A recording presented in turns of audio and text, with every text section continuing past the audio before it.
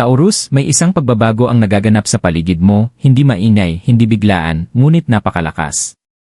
Maaaring hindi mo pa ito malinaw na nakikita, pero ramdam mo ito sa kaibuturan mo, parang isang tahimik na agos na dahan-dahang humihila sa iyo pasulong. Sa mahabang panahon, pinasan mo ang pasensya, responsibilidad, at walang sawang pagsisikap ng walang agarang kapalit. Nagpatuloy ka kahit parang walang gumagalaw, kahit parang walang nangyayari. At ngayon, nababasag na ang katahimikan na yon. May bagong enerhiyang pumapasok sa buhay mo, isang enerhiyang konektado sa halaga, katatagan, at kasaganaan. Hindi ito swerte, at hindi ito aksidente. Ito ang bunga ng lahat ng tiniis mo, lahat ng pinaniwalaan mo, na sa wakas ay nagsisimula ng mag-aling pabor sa'yo. Maligayang pagdating, Taurus. Kung nahanap mo ang mensaheng ito ay dahil handa na ang iyong enerhiya na tumanggap ng isang bagong bagay. Ikaw ay taong naniniwala sa dahan-dahan, maingat, at tapat na pagbuo ng buhay. Hindi ka nagmamadali at hindi ka humahabol sa mga ilusyon. Naghihintay ka, nagsisikap ka, at nagtitiwala ka sa proseso, kahit pa sinusubok ka nito. Gayunpaman, kamakailan ay maaaring nakaramdam ka ng isang tahimik na pagkabalisa, isang pakiramdam na parang may mas malalim na pagbabagong inihahanda ang buhay. Hindi ito pagkabalisa, ito ay kamalayan. May isang bagay na matagal mo nang inaalagaan na nagsisimula ng tumugon. Hindi ka na hinihiling ng universo na magpumilit pa. Sa halip, inaanyayahan ka nitong umayon, maging mapagmasid, at tanggapin ang mga bagay na natural nang papalapit sa iyo. Ang mensaheng ito ay hindi tungkol sa biglaang himala. Ito ay tungkol sa matatag na kasaganaan, pinaghirapang paglago, at isang bagong ugnayan sa sarili mong halaga. Manatiling naririto sa kasalukuyan dahil ang mga nangyayari ngayon ay may malalim na kahulugan. Iyan ay tahimik na pagbabagong matagal nang nararamdaman ng Taurus. Sa loob ng ilang panahon ngayon, Taurus, maaaring napansin mo na ang iyong panloob na mundo ay unti-unting nagbabago sa mga banayad na paraan. Walang dramatikong nangyari sa labas, ngunit sa loob mo, may kakaibang pakiramdam, may nag-iba. Ang mga bagay na dati nagbibigay sa iyo ng sigla ay tila wala na ang dating lakas. Ang mga laban na dati mong pinaghihirapan ay ngayon ay mas tahimik na, para bang dahan-dahan nang nawawala ang kapit sa iyo. Ito ang tahimik na pagbabago, madalas hindi napapansin, madalas hindi nauunawaan, ngunit napakahalaga. Maaaring may mga sandaling nakaramdam ka ng pagkalito, nagtatanong kung bakit pabago-bago ang iyong motibasyon nang walang malinaw na dahilan. May mga pagkakataong napaisip ka kung umuusad ka pa ba talaga. Ngunit ang yugtong ito ay hindi kailanman tungkol sa bilis. Ito ay tungkol sa paghahanda. Habang ang iba ay nagmamadali, ikaw ay hinuhubog mula sa loob. Ang iyong mga pinahahalagahan ay mas pinipino. Ang iyong pasensya ay mas lumalalim. Ang iyong pag-unawa sa kung ano ang tunay na mahalaga ay nagiging mas malinaw. Ang pagbabagong ito ay may kasamang bigat sa damdamin. Tahimik mong pinasan ang mga responsibilidad, bihira kang humingi ng tulong. Ipinakita mo ang lakas kahit pagod ka na sa loob. May mga sandaling pakiramdam mo'y hindi ka napapansin, na parang nawawala sa likod ang lahat ng iyong pagsisikap. Ngunit kahit ganoon, hindi ka huminto. Ang pagtitiyaga mong iyon ang lumikha ng isang matibay na pundasyon, isang pundasyong hindi basta-basta matitinag. Ngayon, ang tahimik na pagbabagong ito ay papalapit na sa punto ng pag-ikot. Ang dati pakiramdam ng paghihintay ay unti-unti nang nagiging pag-aayon. Mas kalmado ang iyong isipan. Mas matalas ang iyong mga instinct. Hindi ka na handang manatili sa mga bagay na unti-unting umuubos sa iyo. Hindi ito aksidente. Ito ay paglago na nangyayari sa ilalim ng ibabaw. Inihahanda ka upang tumanggap ng isang bagay na mas matatag, mas kapaki-pakinabang, at mas kaayon ng kung sino ka ngayon. Taurus, ang katahimikang tiniis mo ay hindi kawalan. Ito ay pagbabago. At ang tunay na pagbabago ay laging nagsisimula ng tahimik, matagal bago pa man ito tuluyang makita. Bakit enerhiyang kaysa noon? Taurus, naranasan mo na noon ang mga sandaling puno ng pag-asa, mga panahong inakala mong sa wakas ay magbabago na ang lahat, ngunit nauwi rin sa pagkadismaya. Kaya naman kakaiba ang pakiramdam ng enerhiyang naririyan ngayon. Hindi ka nito minamadali sa labis na pananabik, at hindi rin ito nangangako ng agarang resulta. Sa halip, ito'y matatag, nakaugat, at kalmado. At iyan mismo ang palatandaan na iba na ito ngayon. Noon, ang mga pagbabago ay nagmumula sa matinding presyon. Kumikilos ka dahil kailangan mong mabuhay, patunayan ang sarili, o tugunan ang mga inaasahang ipinataw sa iyo ng iba. Tinuruan ka ng mga yugtong iyon ng tibay, ngunit sabay ka rin itong inubos. Ang nangyayari ngayon ay hindi ipinanganak mula sa pakikibaka. Ito ay nagmumula sa pag-aayon. Hindi mo na kailangang pilitin ang mga pinto na bumukas, kusang nagsisimula na silang magbukas para sa iyo. Iginagalang ng enerhiyang ito ang likas mong pagkatao. Nauunawaan nito na mas gumagalaw ka ng maayos kapag may seguridad ka, kapag pinahahalagahan ang iyong mga prinsipyo, at kapag ang iyong pagsisikap ay humahantong sa isang bagay na pamatagalan. Kaya hindi magulo ang pakiramdam ng yugtong ito. Para bang sa wakas, ang buhay ay umaayon na sa ritmo mo. Mapapansin mo na mas kaunti na ang hadlang sa mga oportunidad. Mas dumadaloy ang mga usapan. Mas malinaw ang mga desisyon, wala na ang bigat ng pag-aalinlangan na dati mong pasan. Isa pang mahalagang pagkakaiba ay ang iyong pananaw. Hindi ka na ang taong dati. Kilala mo na ang iyong mga hangganan. Alam mo na ang iyong halaga. Hindi ka na handang tanggapin ang mga sitwasyong minamaliit ka. Ang pagbabagong ito sa paggalang mo sa sarili ang nagbabago ng lahat. Tumutugon ang enerhiya sa kalinawan.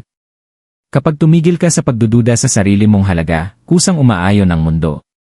Ito ang dahilan kung bakit may bigat ang kasalukuyang enerhiya. Hindi ito panandaliang motibasyon, ito ay pundasyon. Isang uri ng pagbabago na dahan-dahang binubuo ngunit nananatili. Taurus, hindi ka na sinusubok ng yugtong ito. Tinutugunan na nito kung sino ka na ngayon. At dahil doon, ang mga susunod na darating ay may kapangyarihang tumagal. Iyan enerhiya ng kayamanang papasok si buhay ng Taurus. Taurus, kapag pinag-uusapan natin ang kayamanan sa buhay mo, hindi ito tungkol sa biglaang pagdating ng pera o madaling pakinabang. Ang enerhiyang bumabalot sa iyo ngayon ay mas malalim at mas nakaugat kaysa riyan.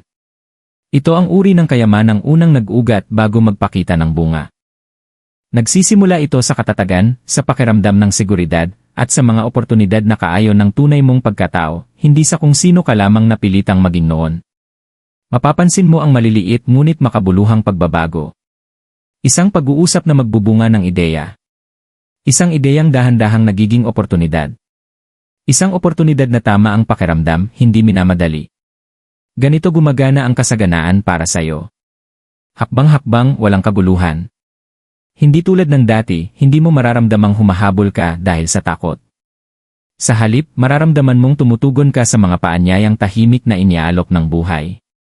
Hinihikayat ka rin ng enerhiyang ito na magtiwala sa likas mong mga kakayahan. Ikaw ay taong lumilikha ng halaga sa pamamagitan ng pagiging matatag, mapagkakatiwalaan, at matiisin. Ang mga katangiang ito ay sa wakas ay napapansin na. Maaaring makita ka ng iba bilang isang taong maaasahan, isang taong karapat-dapat paglaanan, emosyonal man, propesyonal, o pinansyal. Ang pagkilalang ito ang magbubukas ng mga pintong dati sarado o hindi mo man lang nakikita. Isa pang mahalagang bahagi ng enerhiyang ito ay ang pagpili. Hindi ka na napipilitang tanggapin kung ano man ang dumating. Nagsisimula ka ng pumili ng mga bagay na kaayon ng iyong kapayapaan at pangmatagalang seguridad. Iyan pa lamang ay binabago na ang landas mo sa pera. Kapag ang mga desisyon mo ay hindi na hinihimok ng desperasyon, mas maayos na dumadaloy ang kasaganaan. Taurus, itinuturo sa iyo ng yugtong ito na ang kayamanan ay hindi lang kung ano ang kinikita mo, kundi kung ano ang napapanatili mo, napoprotektahan mo, at nagbibigay sa iyo ng kapanatagan sa gabi. Ang enerhiyang pumapasok sa buhay mo ngayon ay sumusuporta sa pagpapatuloy. Nais nitong manatili. At hanggat nananatili kang matiisin, nakaugat, at tapat sa iyong mga pinahahalagahan, ang kayamanang ito ay lalago kasama mo, hindi lalayo sa iyo. Panloob din ay pagbabago bago din ay panlabas inay kayamanan. Bago pa man may malinaw na magbago sa iyong buhay, Taurus, may isang mahalagang pagbabago munang kailangang mangyari sa loob mo.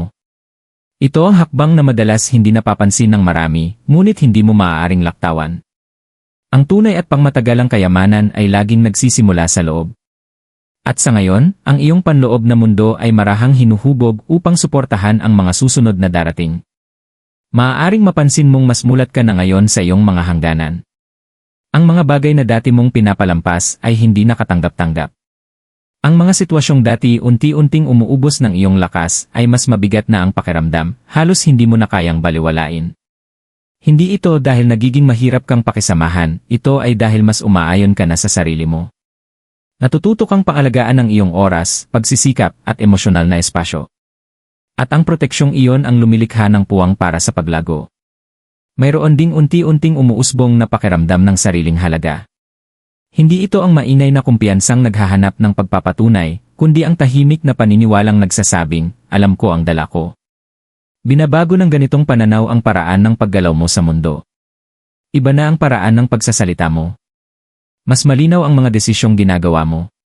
Hindi mo na pinapaliit ang sarili mo para lang maging komportable ang iba. Maaaring maging hindi komportable ang pagbabagong ito sa ilang sandali. Ang pagbitaw sa mga lumang gawi, lalo na yaong nakatali sa simpleng pag-survive, ay maaaring makapagpabagabag. Maaari mong tanungin ang sarili kung tama ba ang mas madalas na pagpili sa sarili mo. Ngunit mahalaga ang panloob na pagbabagong ito. Kung wala ito, ang anumang anyo ng kasaganaan ay magiging marupok, panandalian, o parang hindi mo karapat-dapat. Taurus, natututuhan mo ngayon na ang kayamanan ay hindi isang bagay na hinahabol, ito ay kusang lumalapit kapag handa ka ng tumanggap. Sa pagpapatibay ng iyong panloob na pundasyon, tinitiyak mong ang mga papasok sa buhay mo ay mananatiling balanse. Ang yugtong ito ay hindi tungkol sa pagiging ibang tao. Ito ay pagbabalik sa likas mong lakas, nakaugat sa paggalang sa sarili, pasensya, at tiwala. At mula sa kalagayang iyon, ang panlabas na kayamanan ay maaari nang lumago ng walang takot. Pintong bumubukas, hindi inaasahang paraan. Taurus, isa sa mga pinakakapansin-pansing bahagi ng yugtong ito ay kung paano nagsisimulang lumitaw ang pagbabago sa mga paraang hindi mo kailanman pinlano. Ang mga pintong ito ay hindi nag-aanunsyo ng maingay. Tahimik silang bumubukas, kadalasan sa mga karaniwang sandali na sa unang tingin ay parang walang saysay. Isang kaswal na pag-uusap, isang naantalang tugon na biglang naging pabor sa'yo, isang landas na minsan mo nang binali wala na muling bumabalik na may bagong kahulugan. Ganito gumagana ang pag-aayon, hindi ito namimilit, ito ay nagbubunyad. Mapapansin mo rin na ang tulong ay nagmumula sa mga hindi inaasahang lugar. May isang taong matagal mo nang hindi naiisip ang biglang makikipag-ugnayan. Isang sitwasyong dati tila sarado ay muling gumagalaw ng walang hadlang. Ang mga sandaling ito ay hindi random. Bunga sila ng tamang tiyempo na sa wakas ay tumutugma na sa kahandaan mo. Noon, kahit ang magagandang oportunidad ay mabigat ang pakiramdam dahil hindi ka pa handa sa loob. Ngayon, mas magaan na ang lahat, mas natural ang daloy. Mahalaga rin kung paano ka tumutugon. Hindi mo na nararamdaman ang pangangailangang magmadali o patunayan ang sarili mo. Naglalaan ka ng oras para magmasid.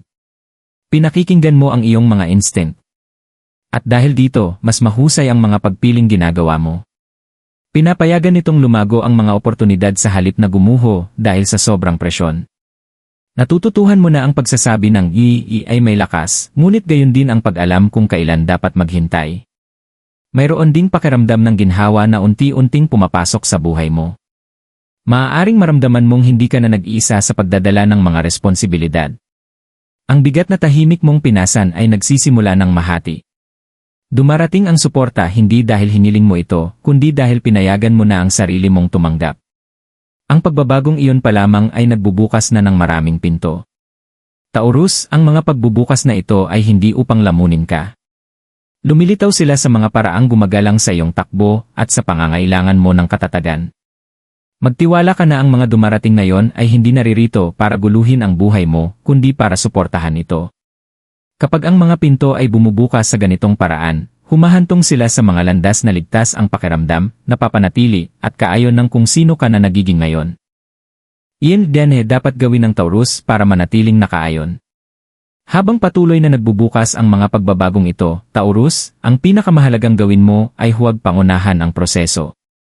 Ang pag-aayon ay hindi tungkol sa paggawa ng mas marami, ito ay tungkol sa paggawa ng kung ano ang tama ang pakiramdam at sa pagbitaw sa mga bagay na hindi na nagsisilbi sa iyo. Ang lakas mo ay palaging nasa iyong pasensya, at ngayon, ang pasensyang iyan ang nagiging pinakamahalaga mong gabay. Isang mahalagang aral sa yugtong ito ay ang pakikinig sa iyong katawan, sa iyong intuisyon, at sa iyong mga emosyonal na tugon. Kapag may isang bagay na mabigat, nakakapagod, o minamadali, huminto ka muna. Ang paghinto na iyon ay hindi pag-aantala, ito ay karunungan. Hindi mo na kailangang magsabi ng dahil sa takot na may mamiss ka. Ang nakalaan para sa iyo ay hindi lilipas dahil pinili mo ang kapayapaan kaysa presyon. Mahalaga rin na pangalagaan mo ang iyong enerhiya. Hindi lahat ay kailangang may access sa iyong mga plano, sa susunod mong mga hakbang, o sa iyong panloob na mundo. Ang katahimikan ay may sariling lakas. Kapag tahimik kang kumikilos, binibigyan mo ng espasyo ang paglago na tumibay muna bago ito masubok. Hindi ito nangangahulugang ihiwalay mo ang sarili mo, nangangahulugan lamang ito ng pagiging mapili. Mas magiging mahalaga ang pagiging tuloy-tuloy kaysa sa pagiging matindi. Ang maliliit at tuloy-tuloy na hakbang na kaayon ng iyong mga pinahahalagahan ay magdadala ng mas maraming bunga kaysa sa biglaang bugso ng pagsisikap. Magtiwala ka na hindi mo na kailangang patunayan ang anuman. Nagawa mo na ang pinakamabigat na gawain sa loob. At panghuli, manatili kang nakaugat sa pasasalamat, hindi dahil perpekto na ang lahat, kundi dahil nakikita mo na ang pag-usad kung saan dati ay puro paghihintay lamang. Pinananatili kang bukas ng pasasalamat. Pinananatili nitong dumadaloy ang enerhiya. Taurus, ang pag-aayon ay hindi isang bagay na minsan mong naaabot at pagkatapos ay nakakalimutan. Isa itong ugnayan na patuloy mong inaalagaan sa sarili mo. At habang mas pinapahalagahan mo ito, mas natural na patuloy na lalapit sa iyo ang kasaganaan kung nasaan ka man. Taurus, ang paglalakbay na tinatahak mo ay hindi kailanman tungkol sa pagpapatunay ng lakas mo sa mundo. Ang lakas mo ay palaging malinaw sa paraan ng pagtitiis mo, sa paraan ng pananatili mong nakaugat kahit pakiramdam mo'y hindi tiyak ang takbo ng buhay. May mga sandaling napatanong ka kung nagkamali ka ba sa pagiging matiisin, kung ang paghihintay at pagtitiwala ay hahantong ba talaga sa isang bagay na totoo. Ngunit ngayon, unti-unti mo nang nakikita ang katotohanan, walang nasayang. Ang lahat ng pinagdaanan mo ay humubog sa kakayahan mong dalhin ang mga susunod na darating. Natutunan mong tumayo ng matatag ng hindi nagiging matigas.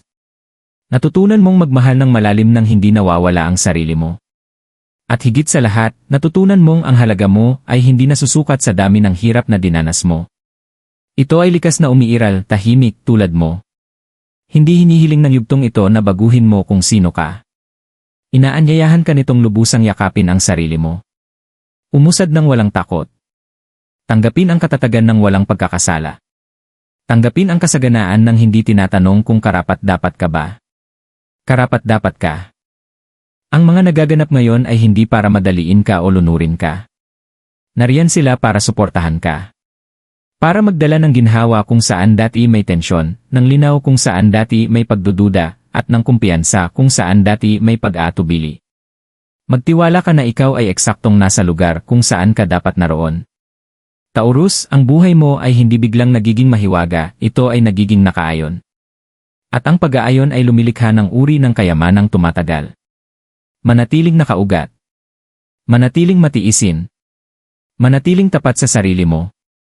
Dahil ang unti-unting lumalago sa paligid mo ngayon ay salamin ng lakas na tahimik mong daladala noon pa man.